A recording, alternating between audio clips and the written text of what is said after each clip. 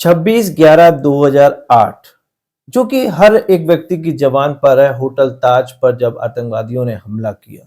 वर्ष मामले में जहां पर कमांडो बुलाए गए नौसेना के, जहां पर उन कमांडेंट को मार्शल्स कमांडो कहा जाता है। हम आपको बता रहे हैं कि उन कमांडो में से एक कमांडर जो कि ललितपुर में अभी आए हुए हैं और उन्होंने अपनी जान जोखिम में डालकर जहां पर 185 लोगों को, जिसमें से कुछ सांसद और अडानी जैसे लोगों को बचाया। आइए उनके पास लेके चलते हैं, उनसे जानते हैं क्या माहौल था उस समय जब आतंकवादियों ने हमला किया। हमारे साथ मौजूद हैं प्रवीण कुमार जी, जिन्होंने जान जोखिम पर डालकर यहाँ पर 185 के साथ सांसदों की रक्षा की। नमस्कार, आपका हमारे चैनल में स्वागत है। धन्यवाद, बहुत क्या माहौल था जब 26/11/2008 का जब होटल ताज में आपको सूचना मिली कि आपको बचाने के लिए जाना है, तो कैसा माहौल था जब आपको ये सूचना मिली? देखिए, वहां पे मैं कहूँ एक ह्यूमर में जी जी कि समोसे और टिक्की तो बट नहीं रही थी वहां पर। भगवान जी का प्रसाद नहीं बट रहा था। आतंकवादी थे, गोलियां चला रहे थे। माहौल आप समझ सकते हो, खून की नदियां सी बह रही थी। पूरे फ्लोर पे खून ही खून था, डेड बॉडीज पड़ी थी। कितने कमांडर होटल ताज में एंट्री करे थे? टोटल हमारी 3 टीम ताज में थी और 2 टीम हमारी ट्राइडेंट में काम कर रही थी। अच्छा, जब आप गेट के अंदर एंट्री किए तो क्या माहौल देखा? कहाँ गोलियां चल रही हैं, कहाँ का कैसा माहौल? पूरा का पूरा मैंने बताया ना, पूरा ब्लड शेड है, पूरा खून ही खून पड़ा हुआ है लॉबी के अंदर। अच्छा, कितने लोग वहां पर जैसे अंदर आपको दिखे कि हाँ आतंकवादी सामने हैं, और कितने लोग ऐसे नहीं दिख सकते? ऐसे सामने दिख गया तो फिर वो आतंकवादी नहीं हुआ, वो तो फ्रेंडली हो गया। तो आतंकवादी हमसे भागेगा या जो पब्लिक एट लार्ज है उनको ढूंढेगा कि कहां पर लोगों को मारा जाए। वो जो डिफेंस फोर्सेस है या तो उनके सामने क्यों आएगा एकदम से? वो कोशिश करेगा कि उनसे बच के जितने डैमेज किया जा सके उतना डैमेज करेगा। हाँ। फिर क्या हुआ? फिर जब अंदर गए फिर आप? तो हमारी तो पूरी टीम बटी हुई थी, अलग अलग काम कर रहे थे हम लोग। फिर हमें एक सूचना आई कि इस तरह से एक हॉस्टेज सिचुएशन बनने जा रही थी ताज के अंदर। जी। उसमें जिसमें कि 185 लोग एक ही हॉल के अंदर, चैम्बर हॉल के अंदर थे और वहां से उनको रेस्क्यू करना क्या था। उनको क्या बंधक बना के रखे हुए थे क्या ये लोग? मैंने आपको पहले ही बताया, हॉस्टेज सिचुएशन बनने जा रही थी। उसके पीछे भी एक पत्रकार हैं जिनकी वजह से सब कुछ हो रहा था। तो उन्होंने जो एक वहां पे जो सांसद फंसे हुए थे, उन्होंने वो टेलीफोन से उनसे बात की और वो टेलीफोन से बात उन्होंने लाइव कर दी।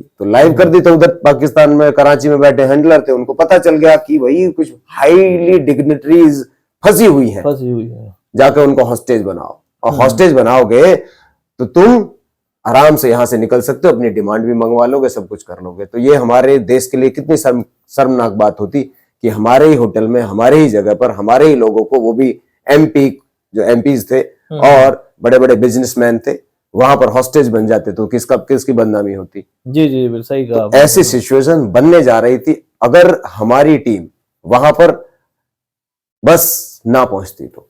अच्छा, फिर क्या हुआ जब आपने अंदर एंट्री की? अंदर एंट्री के साथ आप होटे हो जब बंधक एक ही रूम में मेरी टेररिस्ट के साथ में, चारों टेररिस्ट के साथ में एक ही अंधेरे कमरे में मेरी फायरिंग हुई। और बिजली वगैरह वहां नहीं थी क्या? रूम के अंदर जो लाइट थी बंद कर रखी थी। जी पूरा का पूरा। जी।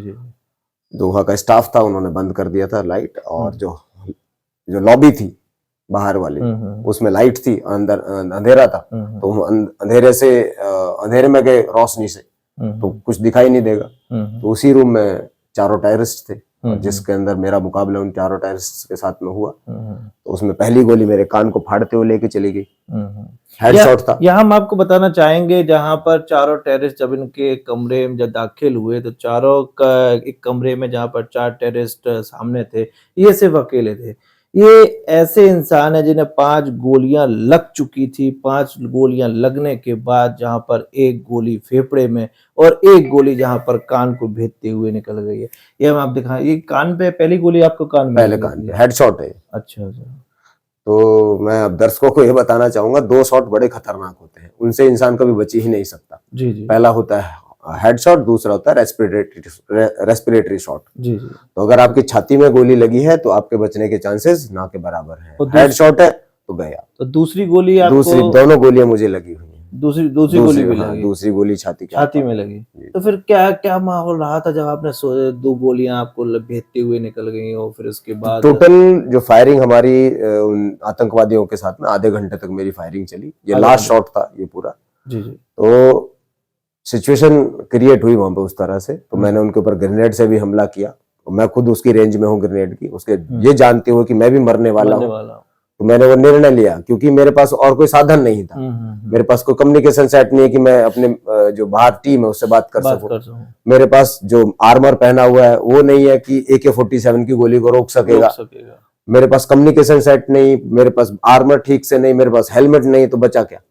मेरे पास एक गन है और मेरे पास मैगजीन है, तो एक ग्रेनेड है मेरे पास में। तो मैंने जो ब्रह्मास्त्र था उसको फेंका, वो ब्रह्मास्त्र भी फेल हो गया। तो फिर हमें लगा कि हम तो अभी बच नहीं सकते। तो हम लगातार फायरिंग करते रहे। फिर भी तब तक हमारी टीम ने अंदर टीयर गैस ठोक दी, उससे और दम घुटने लगा, आंखों से पानी जाने लगे। तो फिर हमने एक निर्णय लिया कि एक सैनिक की जिंदगी हम जिएंगे और आखिरी सांस तक लड़ेंगे और इनको मार के ही मरेंगे। तो फिर मैंने खड़े होकर वहां पे फायरिंग की और दरवाजे की तरफ मूवमेंट की। तब तक 4 और गोलियां हैं, जिनमें से एक गोली छाती के आर पार निकली, जिसमें कोई पूरा फेफड़ा डैमेज हो गया। तो फिर जो मैं दरवाजे के बाहर जाके गिरा, फिर टीम मुझे उठा कर लेकर गई वहां से, और जाके मेरा ट्रीटमेंट्स वगैरह जो होने थे वो हुए।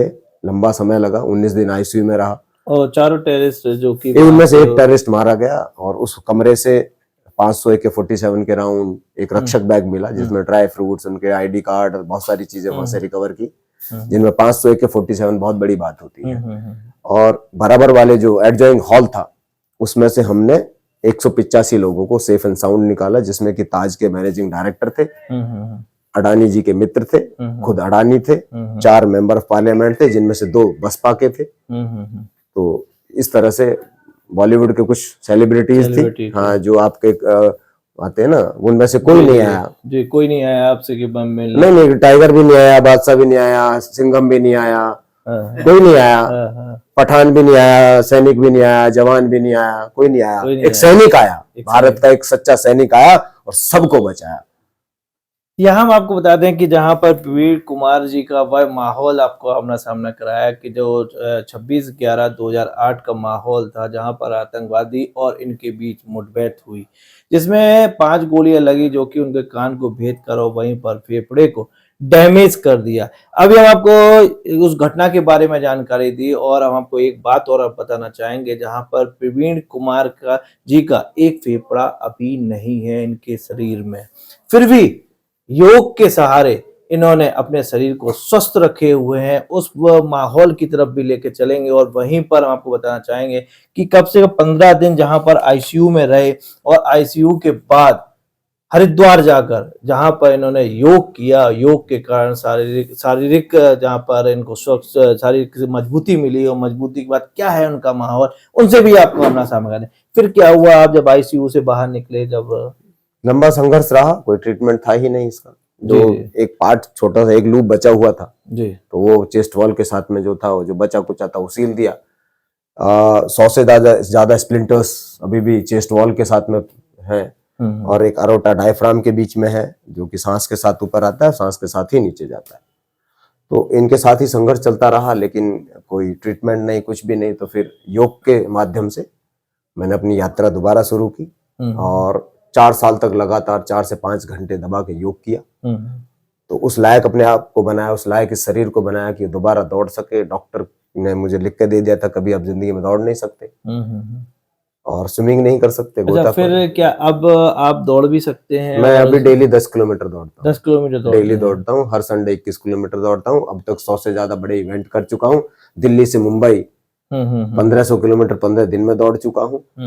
72 किलोमीटर लद्दाख में दौड़ चुका हूँ, और अभी 25 तारीख को दिल्ली में 42 किलोमीटर रन है, जो NDM बोलते हैं, न्यू दिल्ली मैराथन कहते हैं, वो है, वो कर रहा हूँ, करूंगा भी। और पिछले महीना ही टाटा मुंबई मैराथन 42.195 किलोमीटर दौड़ कर आया हूँ। तो मेरे तो यात्रा है ये, मेरे लिए तो एक तरह से ये जॉयफुल यात्रा है कि मुझे दोबारा अगर जन्म मिला है तो मैं इस चीज को बांटूं कि भाई जब मेरे जैसा टूटा फूटा लंगड़ा लूला आदमी इतना कर सकता है, तो आपके पास तो भाई साहब 2-2 फेफड़े हैं, क्यों इकोनॉमी बढ़ा रहे हैं, क्यों धरती पर बोझ बने हुए हो।